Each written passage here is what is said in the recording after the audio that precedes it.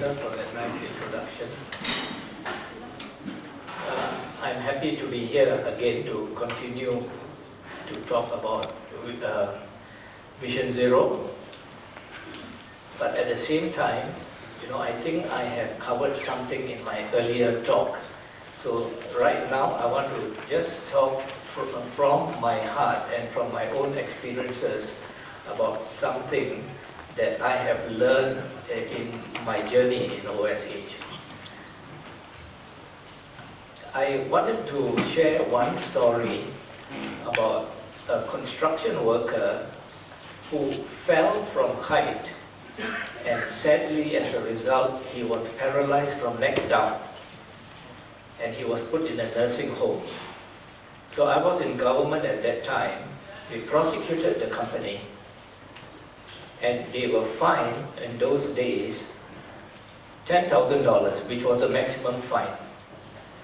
So I went to the nursing home and informed this worker that I want to tell you something. I'm glad to tell you that we have charged the company and they have been fined maximum $10,000. But what he replied to me, I'll never forget. He said, Mr. Ameerali, if today you were to give me $1 million, if the company is going to give me $1 million, I can't even lift my hand to take the money. Then it struck me, again, just how important our work is. It's not about money. For this paralyzed worker, the money means nothing to him. He's paralyzed neck down. And he would, if he had $1 million saved up in his bank, give away the $1 million to any doctor who can operate on him so that he can walk again. So remember that while we are on this side of safety, nothing has happened to us. We just go about life as normal. We take it for granted. Some of the good assets that we have, attributes that we have, that we will never change for any money in the world. Yet, we get the impression that everybody is chasing after money. So at one point, it really becomes meaningless. So I know that each and every one of you are in this profession not to be a multi-millionaire or not, but you believe in it, you are passionate about it, and it will give you a very meaningful and fulfilling life at the end of your vocation. Now, I just wanted to ask one thing to all the gentlemen here, and that is, do you, and I'm sure the answer is yes, do you value, respect, treat with dignity and high regard your members of the female gender, the ladies? Do you? Yes. All of you do. Do you do it because you are afraid of the law? That, if you molest a lady or you treat her with disrespect and touch her in a wrong way, you will get caught and punished. That's why you don't do it? No, isn't it? You do it because you have a value system. You believe that all ladies have to be treated with dignity and respect, and not because of any law. So how is this related to safety? Professor, it's the same thing. If we believe in the value of human life, we believe in the dignity of human life, and we understand that each and every life is like a universe that is going on. That is actually the Muslim belief. That if you kill one person, it is like you have destroyed the whole universe. And if you save one person's life, you have saved the whole universe. So therefore, again, I want to emphasize just how relevant, meaningful our work is. And therefore I was so happy during break to take photos with quite a number of you, because I feel that we are part of this bigger family doing the right things. So the other thing that I wanted to share is that really accidents, the number of accidents and the beautiful statistics that our brother Dato' Kana had presented earlier, all these charts, diagram. It's, important. But statistics are cold numbers. They don't really tell the story. If you say that there was an accident, disaster, 20 people died, but is it 20? The number 20? How many people were affected? How many lives were impacted? How many lives are, when we talk about the cause of accidents, the damage that accidents does, let us not forget even the driver. They sent a driver to pick me up to go to the factory to give the talk. And I spoke to the driver. How's the safety in your factory? And he told me, sir, he kept quiet. I said, feel free, tell me. He says, sir, he told me 4 words, I don't feel it. That was when I realized the washroom. I went to the washroom, it was a mess, filthy. So when I came back, I told the manager in charge, I said, your washroom, it's very poor state. And his answer was, oh sir, washroom is not part of the factory. You come this way, I will show you how good our safety is. I said, no.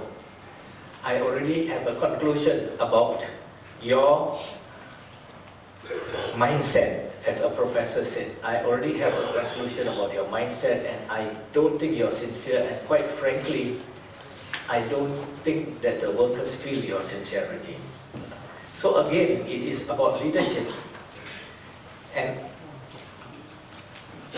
to be a bit crude, we should not bullshit about leadership. We should be very committed, and they will feel it, and they will give your heart and soul to you. Now I want to give you an example of a bus driver in a bus where there are passengers. In this bus is a cantankerous bus. The wheels are wobbly and bald. The brake is not working. Some of the instruments are not properly calibrated. Many hazards in this bus. So among all the things that I have mentioned, what dangerous part of aspect component of this bus is the driver. He should never have agreed to drive because he is responsible for all the passengers.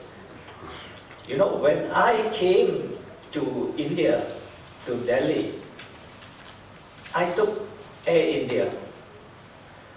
Do you agree with me that when you are on a plane, your life is no longer on your hands? Do you agree? You are in the air. Are you in control of your life? Surely, safety is also about trust. I trust Air India. And I trust that whoever is the top people who are managing Air India take their responsibility seriously to make sure that whoever the pilots that they have selected have gone through proper rigorous training programs and they are psychologically sound also. We have heard cases of pilots committing suicide, right? Together with all the passengers. I have to put my trust in them. I have to put my trust that every nut, bolt and screw in the whole plane has been checked, doubly checked and triple checked by a whole crew who is properly trained. This is Air India system. I have to put my trust in it. Because if I don't trust it, I won't go up on the plane. And I think my trust in the leadership and the system of Air India was justified because I landed safely in Indira Gandhi New Delhi Airport. So leadership is so good that you don't even think about it, you trust subconsciously. Am I right? Your subconsciously, I'll be safe. They are good, competent professionals who will be taking care of me. So essentially safety is not about yourself. When we talk about a safety culture, it is about us looking after each other and trusting each other. So when it comes to a factory, I think that employers who disregard the importance of safety, they don't deserve the trust of the employees.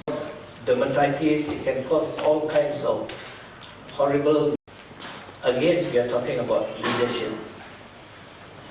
It starts from the top. In my 32 years in the Ministry of Manpower, I have inspected so many workplaces that I can't count.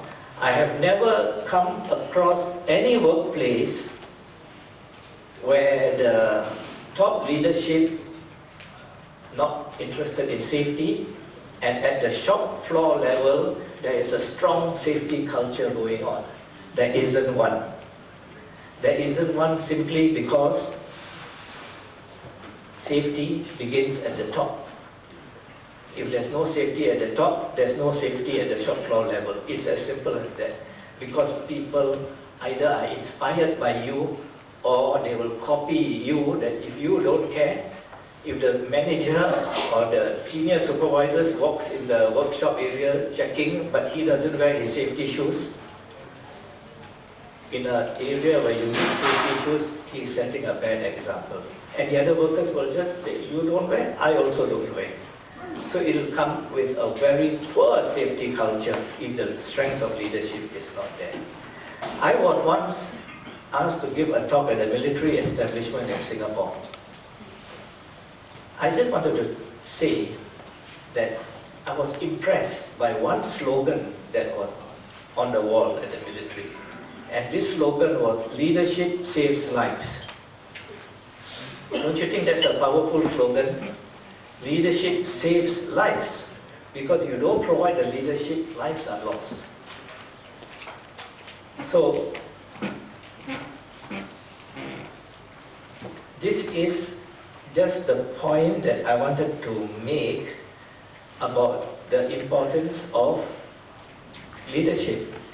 Early on I said that laws are less important, but self-regulation is more important. But I think the professor mentioned that we need laws too. Because essentially there are three kinds of employers. One, totally recalcitrant, don't care only about profits and just want to comply with the basic minimum provisions of the law. Tell me what to do, I'll do it. But accidents happen, they try to hide the facts, don't cooperate with the authorities. So that is category 1 employers, which I will say, throw the book at them. You need laws to prosecute them to the hilt because they really don't believe, and as a result, people have died. Can you imagine a scenario in a nursery where babies are kept and a nurse is responsible? The question is, in a year or over 5 years, how many babies is the nurse allowed to drop accidentally? How many? 0, isn't it?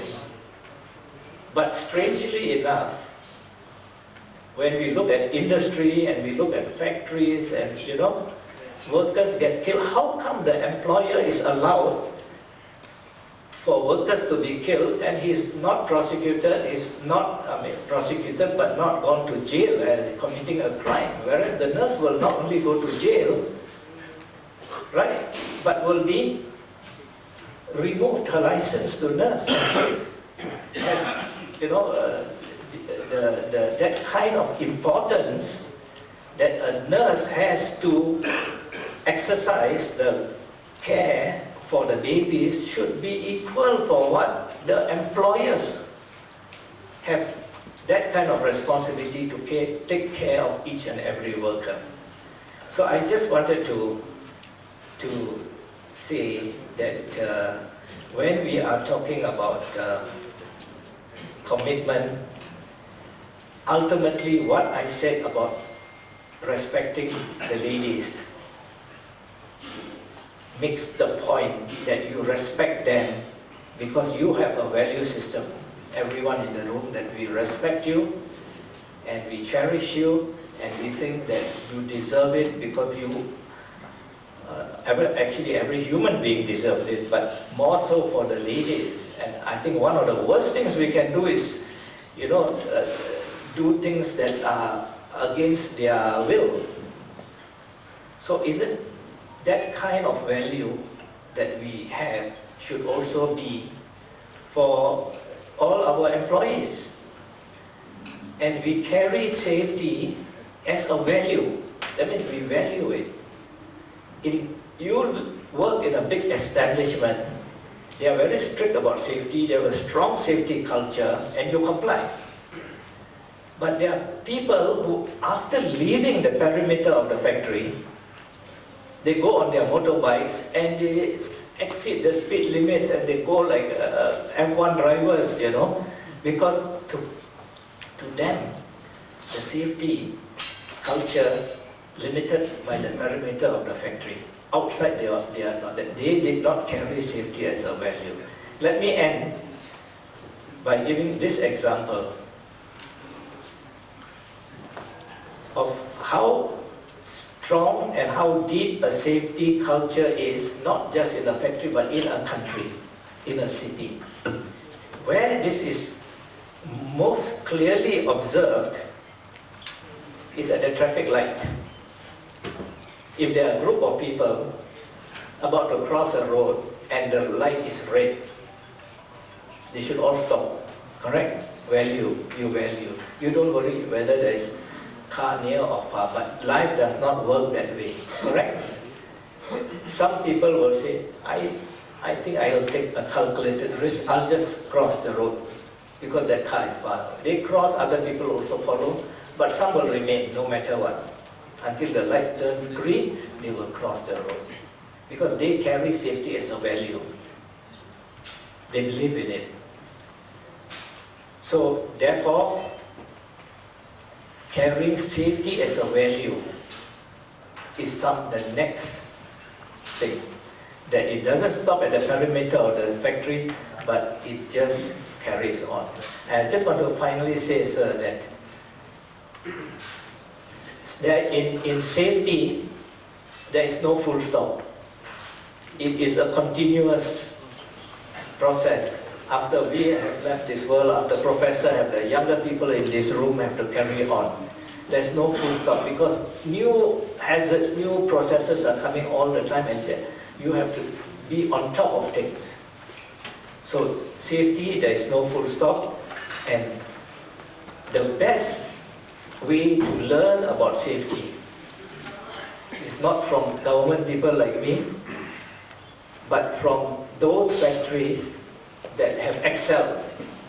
And in this category, Professor, petrochemical companies, oil refineries, they don't worry about what the law is. Right, Professor? You can keep your law.